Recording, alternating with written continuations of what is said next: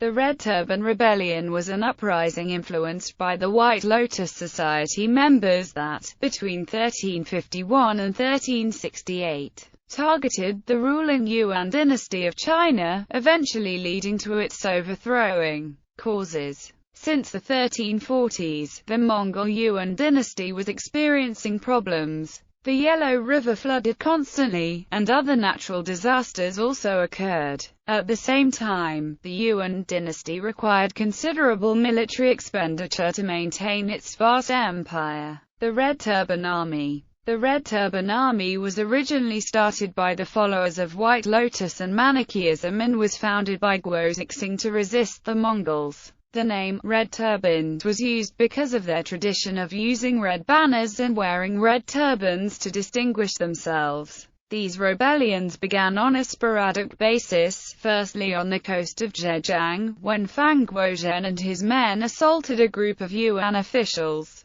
After that, the White Lotus Society led by Han Shantong in the north of the Yellow River became the center of anti-Mongol sentiment. A few of the rebellion groups made overtures to the Korean kingdom of Goryeo, technically a tributary ally of the Yuan dynasty. Though initially successful, they were eventually expelled by the Goryeo army led by Cho Yun and Yi Seongjia. In 1351, the society plotted an armed rebellion, but the plan was disclosed and Han Shantong was arrested and executed by the Yuan government. After his death, Lu Futong, a prominent member of the White Lotus, assisted Han's son, Han Lin'er, to succeed his father and establish the Red Turban Army. After that, several other Han rebels in the south of the Yangtze River revolted under the name of the Southern Red Turbans. Among the key leaders of the Southern Red Turbans were Zhu Shouyi and Chen Yuliang. The rebellion was also supported by the leadership of Peng Yingyu and Zhou Pusheng.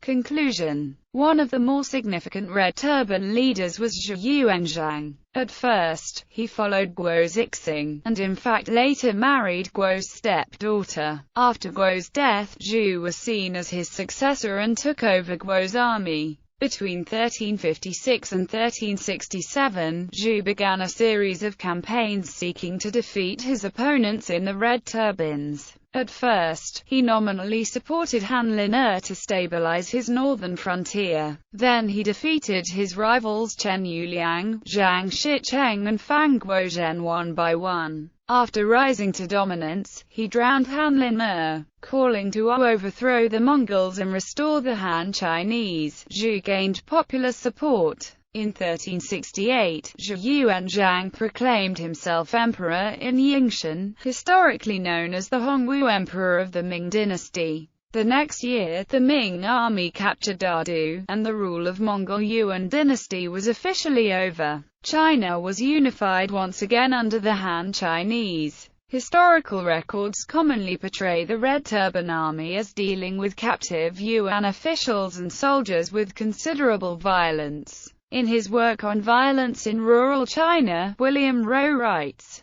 "The Red Army brutally killed every Yuan official it could lay its hands on. In one instance, the Yuan Shi reports, the army flayed an official alive and cut out his stomach." The Red Army was equally merciless toward captured Yuan soldiers.